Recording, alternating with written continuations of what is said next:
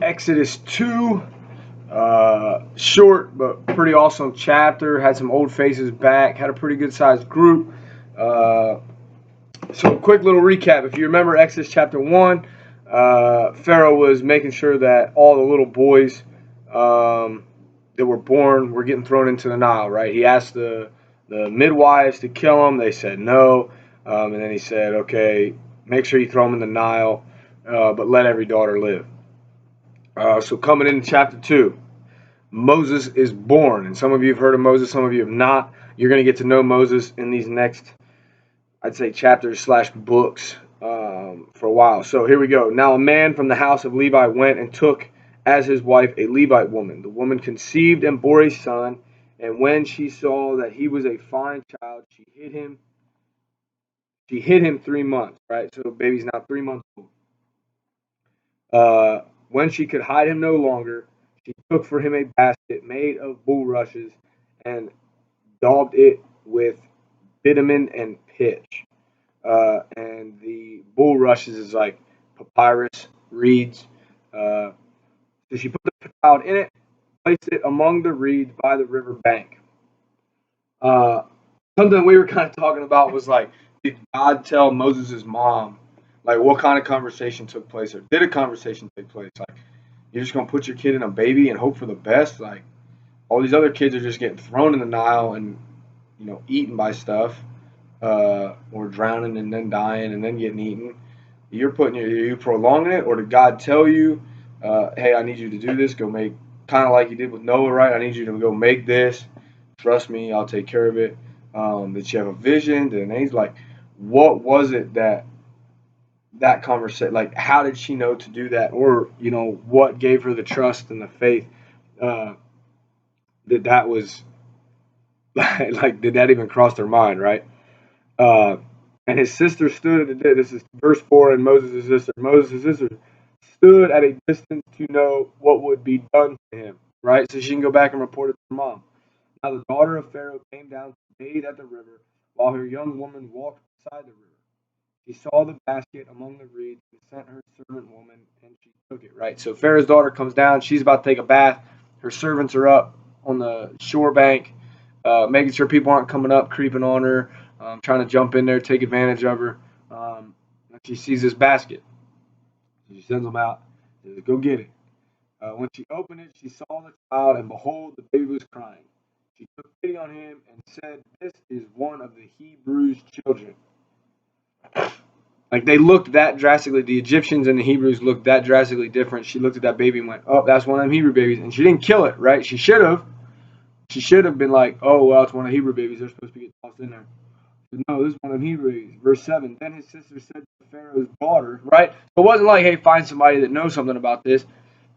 Moses' sister pops up out of the reeds, out of wherever, and says, shall I go and call you a nurse from the Hebrew women to nurse the child for you? And Pharaoh's daughter said to her, go. So the girl went and called the child's mother. Pharaoh's daughter said to her, take this child away and nurse him for me, and I will give you your wages. So the woman took the child and nursed him.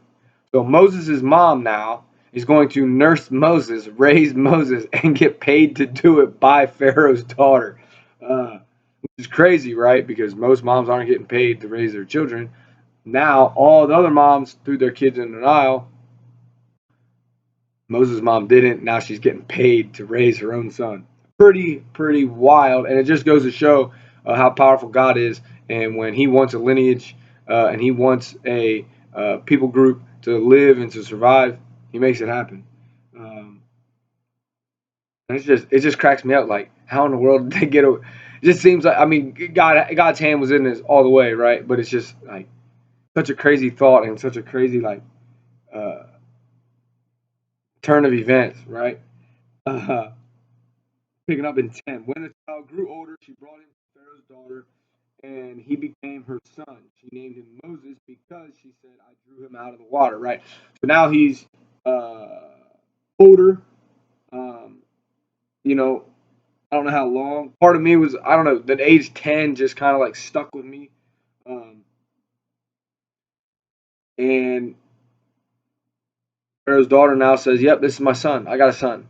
This is my son. We're gonna call him Moses because I pulled him up out of the water. So this boy went from growing up with his mom, being nursed, being raised, and now all of a sudden he's an like has to live as an Egyptian. And one day, when Moses had grown up, he went out. Now this is like older Moses, like grown man Moses, young man Moses. He went out to his people and looked on their burdens, and he saw an Egyptian beating a Hebrew, one of his people. So he was raised Hebrew for a little while. Now he's Egyptian. So you got to think he was probably living on like cloud nine, up in the palace, up in the temple, whatever. Uh, he did not know, or he knew, but I'm sure people lied to him about like the atrocities that were happening to his people and where he comes from, his roots. And so he sees it, and he looked this way and that, and seeing no one, he struck down the Egyptian and hit him in the sand. Right. So something we were joking about was like sand is like difficult to dig in. Right. You can go to the beach, dig all day, and you have a big size hole, but like all it takes is some wind and some water, and whatever is in that hole is revealed. Um, so it was hastily, right? He quickly just covered this dude up with sand. But what triggered him? What triggered him in this moment to kill an Egyptian man? Uh, why was there no, hey man, take it easy on that guy. He's working hard. There was nothing. Was he berated? Was he just absolutely trashed for being like a traitor? Oh, you're a Hebrew, but yet you're living up there with the Egyptians. Here we are slaving. And did he just have enough and think, well, maybe if I stand up for my people and beat this dude down, then they'll respect me, right? Uh, and just, what was going through his head, what caused this instant just boom, I'm gonna smash this guy. And obviously we're missing some time here in his raising, but something to think about is what was he dealing with this whole time, right? Uh, 13. When he went out the next day, that's the very next day. Behold, two Hebrews were struggling together, and he said to the man in the wrong, why do you strike your companion? He answered, who made you a prince and a judge over us? You mean to kill me as you killed the Egyptian? Then Moses was afraid and thought, surely the thing is known. Right? Like, man, they're talking about it pretty free. They don't care if I get in trouble. They don't care about, that I'm a Hebrew and I stood up for them. They're still mad at me because I'm living as a prince. And when Pharaoh heard of it, this is verse 15. When Pharaoh heard of it, he sought to kill Moses, but had fled. Moses fled from Pharaoh and stayed in the land of Midian, and he sat down by a well. Uh, Now the priest of Midian had 7 daughters, and they came and drew water and filled the troughs to water their father's flock. And we were just talking about like the significance of wells, right?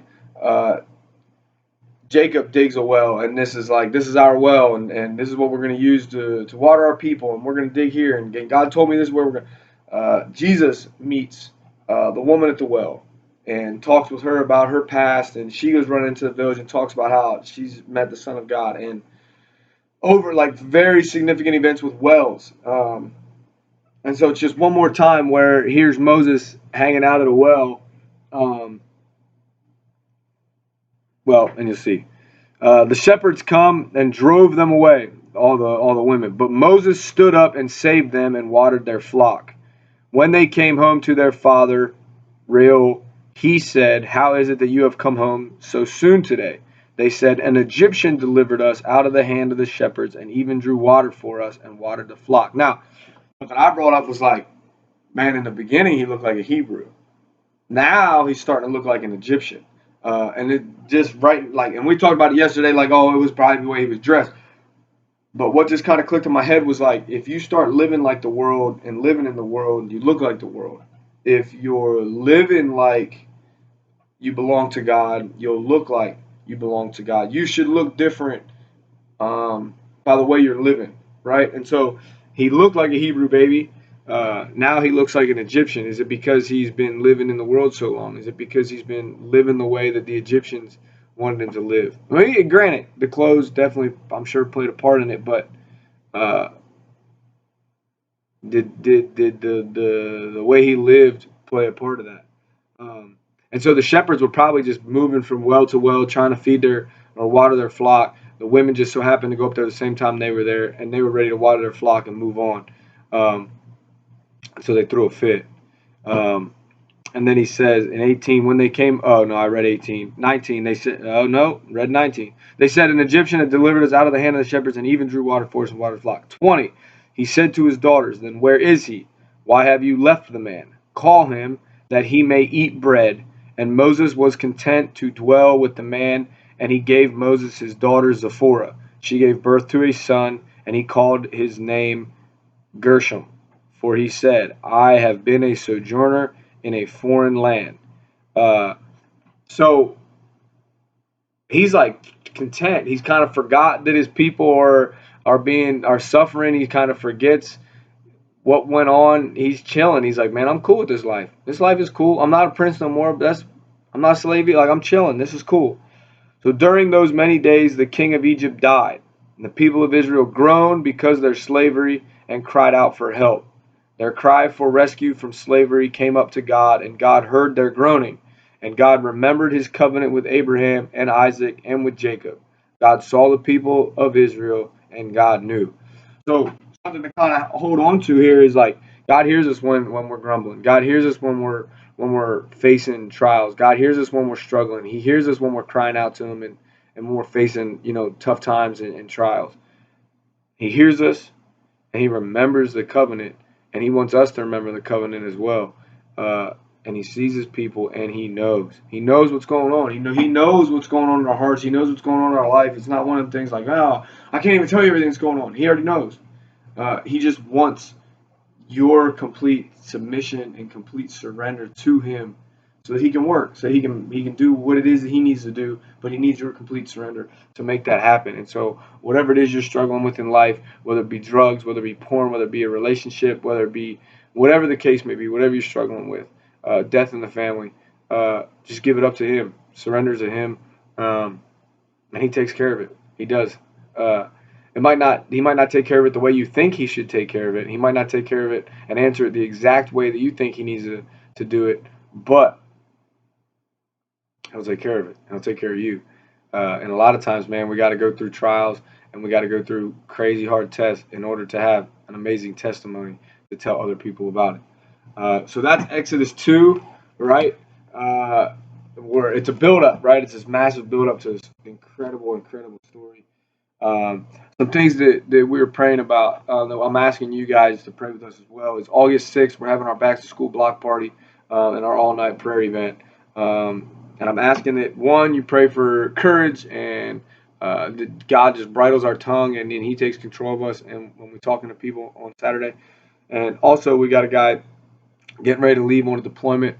So just safe travels, safe time while he's gone, just boldness, strength, and protection while he's gone as well.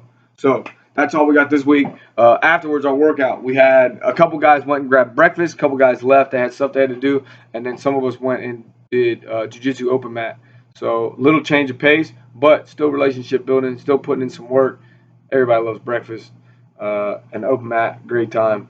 And so that was what this week was all about. So join us next Saturday, the August 6th, for our back to school block party. We got a lot of great things planned, a lot of good times coming. And we're just looking forward to hanging out with the community. And then get in here before that, learn some Krav Maga, learn some Jiu-Jitsu, learn some kickboxing. We'll have a good time. If you need prayer from us, please email me, text me, send it my way, and get in here and train, right? So God bless you guys. Enjoy your week, and hopefully we see you on the mat.